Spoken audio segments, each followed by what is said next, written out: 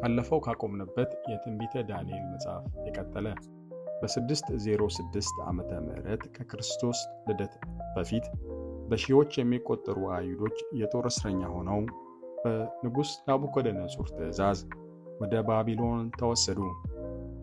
እንደገናም ዲፖርትድ ተደርገው ከኢየሩሳሌም ወደ ባቢሎን ቲግረስና ኤፍራጥስ ወንዝ አካባቢ በአሁኑ ጊዜ በኢራቅ አገር ሆኑ። ከእነዚህ በሺዎች ከሚቆጠሩ የጦር እስረኞችም ዳንኤልና ሦስቱ ጓደኞቹ አናንያ፣ ሚሳኤልና አዛርያ ነበሩ። ይህ መጽሐፍም እንደተሰየመው ዳንኤል መንፈስ ቅዱስ አድሮበት ይህንን መጽሐፍ ይጽፋል። ብዙ የመጽሐፍ ቅዱስ ሊቃውንት እነዚህ አራት ጓደኞች 15 ዓመት ገደማ ላይ እንዳሉ ይናገራሉ። ባለፈው እንደተመለከትነውም ባቢሎኖች ለሚይዟቸው የጦር እስረኞች ርኅራኄን ያሳያሉ።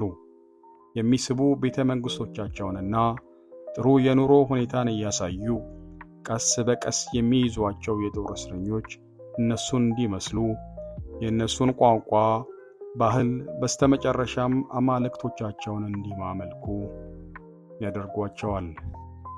እነዚህም አራት ሰዎች ተመርጠው በመንግስቱ አዳራሽ እንዲያገለግሉ ለ3 ዓመት ስልጠና እንዲሰጣቸው ተደረገ።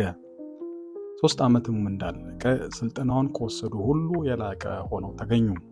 ንጉሥ ናቡከደነጾርም ሲገመግማቸው እነዚህ አራቱ ወጣቶች በዳንኤል 1 ቁጥር 20 ላይ እንደሚናገረው ንጉሡም በጠየቃቸው በጥበብና በማስተዋል ነገር ሁሉ በግዛቱ ሁሉ ከሚኖሩ የሕልም ተርጓሚዎችና አስማተኞች ሁሉ እነርሱ 10 እጅ የበለጠ ሆነው አገኘባቸው ይላል። እግዚአብሔር እነዚህን አራት ጓደኛሞች ባርኳቸዋል። ለእግዚአብሔር ቆራጥ ሆኖ መገኘት፣ በእግዚአብሔር ማንነታቸውን ያወቁ፣ እግዚአብሔርንም የሚያወድስና የሚያከብር ኑሮ የሚኖሩ፣ እግዚአብሔር እነርሱን ይንከባከባል፣ ይባርካል፣ ለመንግስቱም ይጠቀማቸዋል።